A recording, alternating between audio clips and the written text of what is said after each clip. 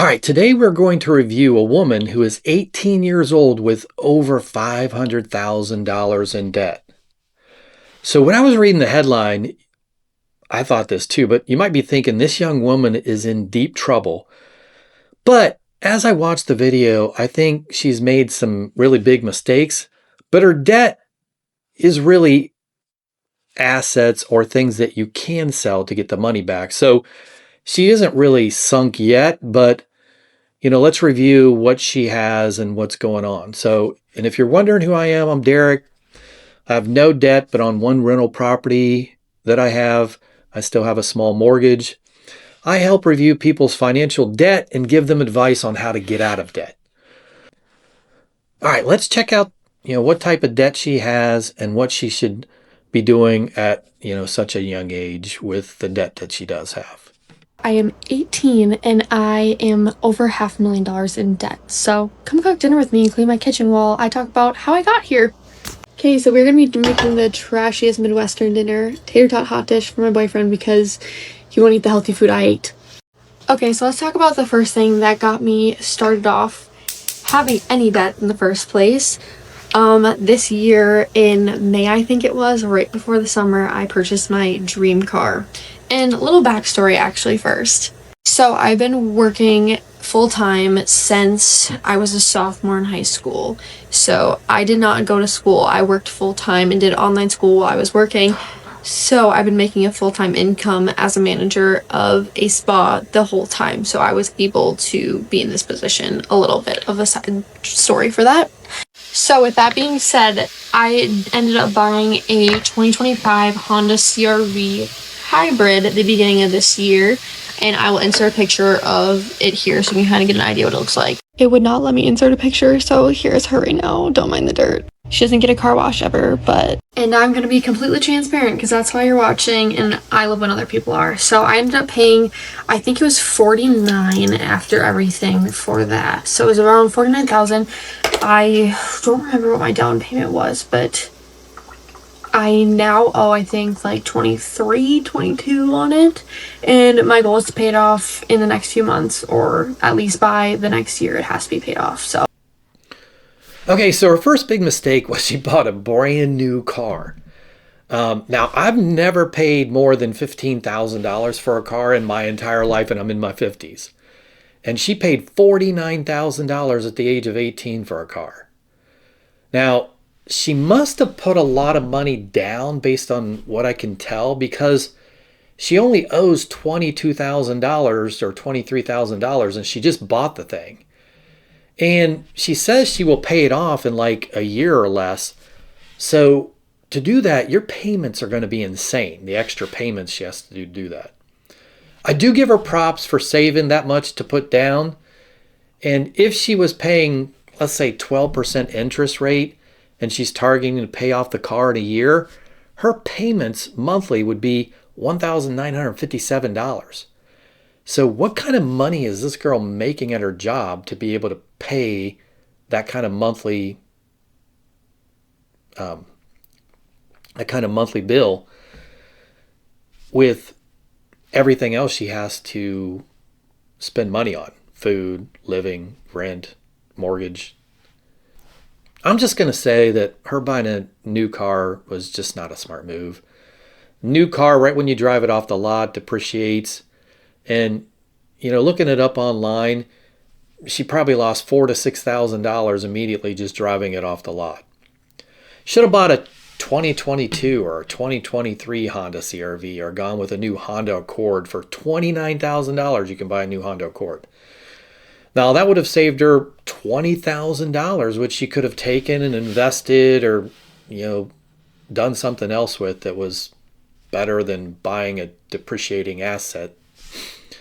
I will give her an A+, though, for working to pay off the car debt by 2026, right?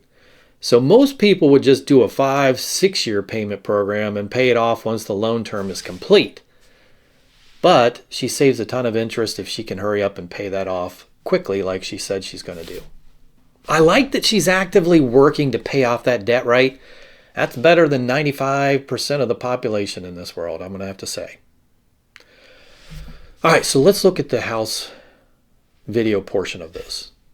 So the other big portion is going to come from this house. We just moved in and closed November 1st. So with that being said, I bought the house with my longtime boyfriend, so it is not on me. It is both of our loan. Okay, so with this, she bought a house with her long-term boyfriend. Huge red flag. Every time I rent out my properties to a boyfriend and girlfriend, almost guaranteed it goes south and one of them moves out. Now, if she cannot afford that house on her own, bad move. Now they got to sell the house. They probably lost equity. It's not good.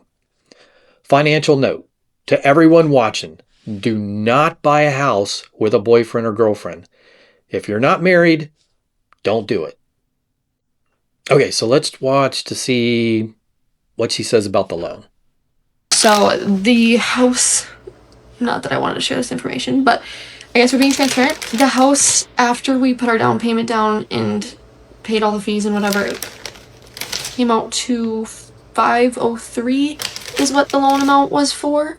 So we have a $500,000 loan under us for that, which we think we have a 30-year loan for that, and my goal is to get that paid off as fast as possible. So hopefully not in 30 years. If so, this is going to be a long series I'm making for 30 years to pay off my house loan. So after the down payment, they still owe $503,000 on the house. So the house debt is going to be way better than credit card debt. I give her that. Worst case, she can sell the house if something goes bad and get her money back or most of it, just as long as the house does not drop in value. My issue is the cost of the house. Why get in such a large amount of debt at such a young age? Why are you buying a $500,000 house? Probably even more than $500,000. Now, if they both keep their jobs and they get married and then they stay in the house for more than 15 years, then, okay, this move was fine. It's not detrimental. But if anything goes wrong, there goes the house. They'll have to sell. They don't really get any equity. They're not really that far ahead in the game. And this is a large monthly payment for two young people. It's like, hey, let's be house poor. I mean, that's a lot of people do that. They go buy a big house and they become house poor and they can't do anything else. They can't put furniture in it. They can't, they're just poor because their house costs so much. Now, I do love the fact that she wanted to pay that loan off as soon as possible. And to do that, she needs to add extra money to the principal every month or just make extra payments. That's the best way for her to do that. Now, the easiest way is to just make it an automatic payment every month. So you just increase what you pay by $100 to $200 a month, and it just automatically takes out. You never see it. And then, sooner or later, years go on, and then you're like, oh, my house is paid off. So that is a really great way to do it. Now, I personally did 15-year mortgages on all my properties. Now, when I did it on my main property that I live in, the interest rate was 3%, so that was easy. But if she can pay this loan off in 15 years, she will save so much interest. Hey, I like this lady. I think she's really adamant about paying off her debt. I just do not like how she bought, such an expensive car and such an expensive house with her boyfriend and not a husband. Just huge mistake. There's just a ton of financial risk the way she set this up. And so with that being aired out now, that is the debt I'm dealing with and working on paying off. I am making a goal to post about it and be transparent about it because I feel like it's extremely realistic and it's hard for other people to compare themselves to other people when it's literally all just sponge debt. Everyone is just in a ton of debt. And if you're not, congratulations. But the rest of us are. So this is just me personally, what debt I have and what I'm working through. A lot of people wouldn't count their house as debt, I feel like, whenever anyone talks about it, but it is. She is correct on this, and most people have debt, and there's good debt and bad debt. A car is bad debt, so you want to limit how much you buy. You put money into a car. The house you live in is not great debt because the money just sits there, but it's better than credit card debt and it's better than car debt. Rental property debt is a lot better debt, right? Or a business debt where you're trying to build up a business and make a lot of money. That's good debt. This is debt that you have, but it makes you money. And if you do it correctly, I mean, you could have a business and it loses you a ton of money, but if you set those up, you can make a lot of money. You just have to do it right.